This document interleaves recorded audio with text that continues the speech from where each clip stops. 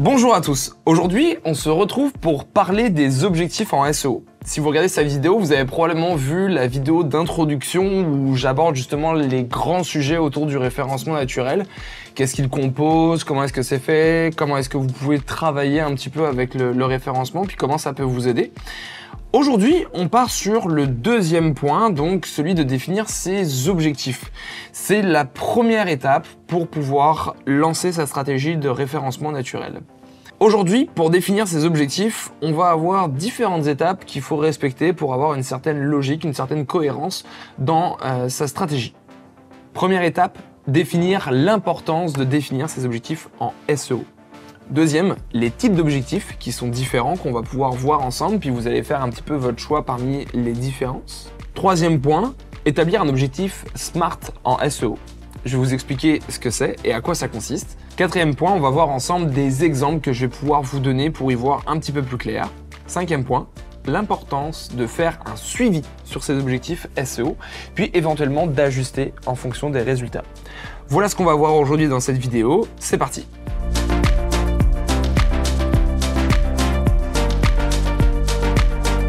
Première partie, pourquoi est-ce que c'est important de revenir sur ses objectifs en termes de référencement naturel? Eh bien tout simplement, si je devais vous mettre une métaphore pour pouvoir imager, c'est un petit peu comme vouloir partir en vacances sans avoir de destination. C'est exactement la même chose. Si vous ne définissez pas quels sont les objectifs que vous avez pour votre site web, vous n'allez pas être en mesure de pouvoir vraiment porter les bonnes actions. Être visible sur Google, c'est une chose, être visible sur les mots-clés qui nous intéressent pour notre secteur d'activité, c'en est vraiment une autre. Donc, je vous invite d'abord à vous positionner sur qu'est-ce que vous souhaitez faire en termes de référencement. Alors, vous allez me dire, si vous décidez de faire du référencement naturel, du SEO, c'est que vous voulez qu'il y ait plus de monde qui vous connaisse, ou que vous ayez plus de clients, ou que vous ayez...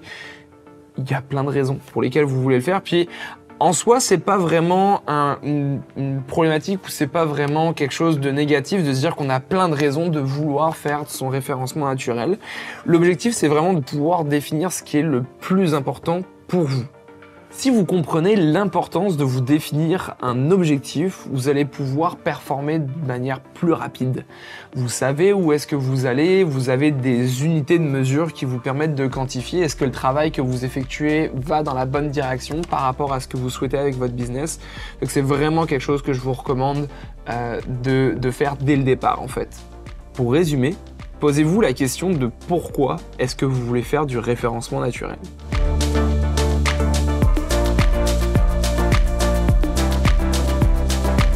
Deuxième partie, on va avoir les types d'objectifs en SEO, puis vous allez devoir, on va dire, entre guillemets, faire votre choix entre les différents sujets. Je pense que ça peut, dans certains cas, être un peu tous les sujets, tous les objectifs différents, mais je vous recommande vraiment d'en prendre un, celui qui va être le plus important. Premièrement, pour commencer, on va avoir un objectif de visibilité. Certaines entreprises vont se dire comme, moi j'ai besoin qu'en termes de référencement naturel, je sois visible parce que je veux que quand les gens cherchent mes produits ou mes services, je veux être vu comme un leader parce que votre stratégie n'est peut-être pas de faire de la vente en ligne ou de l'acquisition de leads en ligne, mais vous voulez avoir une certaine notoriété et une image de marque qui va être valorisée par le fait que si on vous trouve sur votre secteur d'activité le plus important, vous allez gagner en crédibilité, puis éventuellement les signatures de contrats ou les ventes qui vont pouvoir se faire derrière vont être occasionnées par le fait que vous êtes connu dans votre secteur. Et à ce moment-là, c'est clairement un objectif de notoriété que vous souhaitez dans le cadre de votre stratégie SEO. Deuxième point, ça pourrait être un objectif de trafic. L'objectif de trafic, tout simplement, c'est de faire venir le maximum de personnes qualifiées, je précise, vers votre site web. L'objectif du SEO n'est pas de drainer un énorme trafic sans forcément qu'il soit qualifié ou qu'il n'y ait aucun but derrière. Donc l'objectif pourrait être du trafic. Exemple, vous avez un site internet qui a comme objectif de pouvoir vendre de la visibilité, vous êtes un annuaire, vous êtes une plateforme de mise en relation. Votre objectif va être clairement de pouvoir générer du trafic. Si demain, votre site génère 10, 15, 20, 50 000 visiteurs mensuels, à ce moment-là, pour vous, ce serait plus intéressant économiquement et plus facile derrière de pouvoir vendre cette visibilité. Si vous avez un modèle de rémunération avec la publicité, ça peut également être un objectif qui peut être intéressant d'augmenter votre trafic et sans forcément nécessairement faire de vente en ligne. J'en viens donc au troisième objectif, celui qui est le plus souvent demandé, c'est celui de vendre. La vente en ligne peut être présente sous deux formes, on va dire. La première, c'est vraiment la partie la plus connue, c'est-à-dire du e-commerce. J'ai une boutique en ligne et je veux vendre mes produits quand les gens cherchent mes produits. Ça, c'est vraiment de la partie purement e-commerce. Deuxièmement, ça peut être aussi de la vente, mais avec de la génération de leads. C'est-à-dire que vous souhaitez justement avoir des contacts parce que vous êtes prestataire de services, vous travaillez dans le secteur de la construction, vous êtes courtier immobilier, vous êtes par exemple un coiffeur, vous avez besoin en fait que des gens vous contactent pour pouvoir utiliser vos services, tout simplement. Donc ça, c'est le troisième objectif, celui qui va vraiment être le plus répandu puis le plus connu. Fait que si c'est votre cas puis que vous voulez faire du référencement naturel dans cet objectif-là, eh bien, on va pouvoir tout de suite, sans plus attendre, passer à la troisième partie de définir un objectif SMART.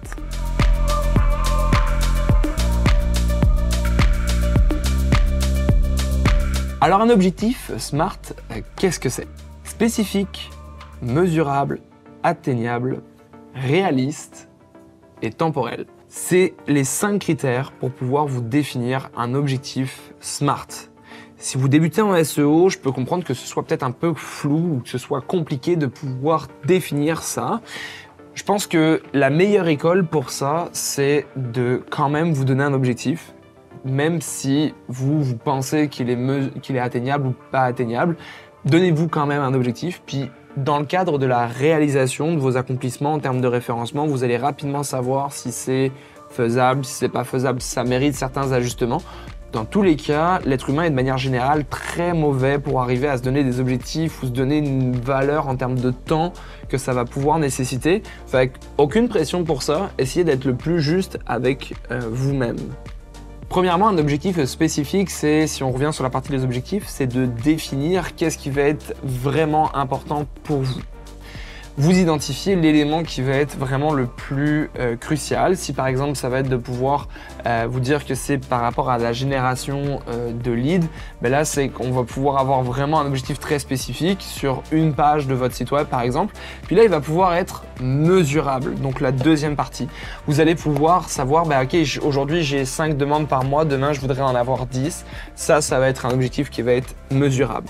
Atteignable et réaliste, les deux se rejoignent, mais dans l'idée, il faut que votre objectif soit faisable, que vous puissiez être en mesure de pouvoir le faire, et également aussi réaliste en termes de gestion derrière et de travail qu'il y aura à accomplir pour gérer ces 5 demandes supplémentaires. Donc il faut vraiment arriver avec quelque chose qui soit cohérent pour vous, puis qui soit vraiment réaliste.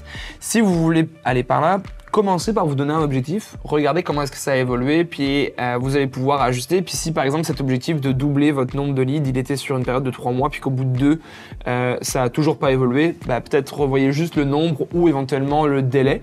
Et donc là, on va arriver dans la dernière partie, la temporalité, c'est combien de temps vous vous donnez pour atteindre cet objectif. Ne soyez pas trop dur avec vous-même. Si c'est quelque chose sur lequel vous commencez, vous pouvez le réajuster. Il n'y a pas besoin forcément de pouvoir se dire qu'il faut absolument le faire, etc. Soyez dans l'acceptation, commencez à tester des choses, puis vous allez rapidement savoir ce qui est réaliste ou pas au fur et à mesure de vos accomplissements.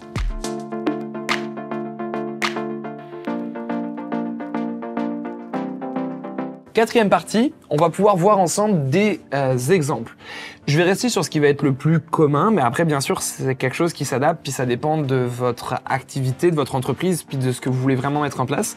Prenons un premier exemple, celui des sites e-commerce. Il peut y avoir dans la partie de développement de chiffre d'affaires et de vente en ligne plusieurs sous-objectifs. Je vais m'expliquer par là. Si vous augmentez le trafic de votre site web pour faire de la vente en ligne, il peut y avoir d'autres objectifs qui en découlent. Peut-être que vous avez un site e-commerce avec des catégories de produits différents et qu'en fait, dans le fait de ramener plus de monde sur votre site web, vous voulez aussi ramener des acheteurs qui ont soit un plus gros budget ou intéressés par une famille de produits sur lesquels vous avez plus de marge. Ça, c'est quelque chose qui peut être aussi un objectif très intéressant à atteindre en termes de référencement naturel. Prenons l'exemple, vous avez 2 produits, un à $50, puis un autre à $150. Puis celui qui est à $150, vous avez un taux de marge à 50%, puis l'autre à 30%. Donc vous allez naturellement vouloir vendre plus l'autre produit. Si votre site web actuellement est mieux référencé pour le premier produit, celui qui est moins cher, il va falloir faire un travail de référencement naturel, certes pour augmenter les ventes, ça c'est votre premier objectif, mais dans le deuxième objectif, ce serait d'augmenter le panier moyen de votre site e-commerce. Il peut y avoir aussi d'autres sous-objectifs, par exemple d'augmenter votre panier moyen, d'arriver à avoir une meilleure rétention de vos clients avec une meilleure valeur sur le long terme. Est-ce que vos clients vont arriver à renouveler plus avec un programme de fidélité par exemple? Toutes ces valeurs-là que vous allez pouvoir réussir à récupérer vont avoir un impact aussi dans le référencement naturel. C'est-à-dire que si vous ramenez un trafic qui va être plus qualifié à la base, il sera peut-être plus facile d'atteindre ces objectifs aussi en termes de vente en ligne. Pour ce qui est ensuite de la partie sur l'acquisition de leads ou éventuellement de personnes qui s'inscrivent à une infolettre, si vous voulez arriver à améliorer cette partie-là, il va falloir aussi se concentrer sur quels sont les mots-clés qui vont vous apporter le plus de pertinence. Puis on va pouvoir rentrer en détail progressivement dans la prochaine vidéo sur tous ces sujets-là. Mais il faut vraiment commencer par définir ces objectifs. Ça va être extrêmement important pour la suite de savoir où est-ce que vous voulez aller. Autre exemple aussi pour votre SEO, si vous avez un objectif de notoriété, de visibilité, à ce moment-là, je vous recommande de diversifier un petit peu vos contenus. Faites une stratégie de SEO avec une diversité pour toucher des gens à différentes places. Je pense notamment aux vidéos YouTube, puis aux articles de blog qui pourraient être deux contenus différents, mais qui peuvent être des contenus qui se fusionnent. Vous créez un article de blog, vous vous alimentez avec plus de contenu grâce à une vidéo YouTube que vous incorporez. Vous allez pouvoir toucher les personnes à différentes places. Sachez que si votre objectif c'est donc d'avoir de la visibilité, améliorer votre image de marque et de la notoriété, eh bien, sachez qu'en fonction de l'heure à laquelle la personne fait la recherche, la façon dont elle formule ses mots, Google va plus ou moins proposer soit du contenu texte, soit du contenu vidéo, en fonction des situations.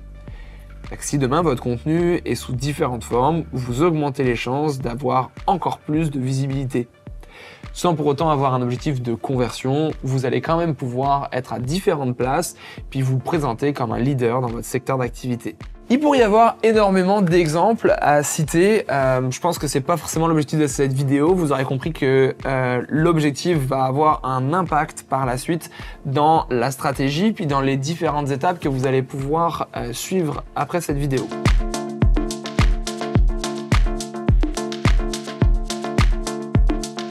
Une fois que vous avez mis en place cette partie-là, il est extrêmement important de suivre les résultats. Est-ce que les objectifs que vous avez définis, les actions que vous avez mis en place vous ont permis d'atteindre les résultats que vous étiez fixés?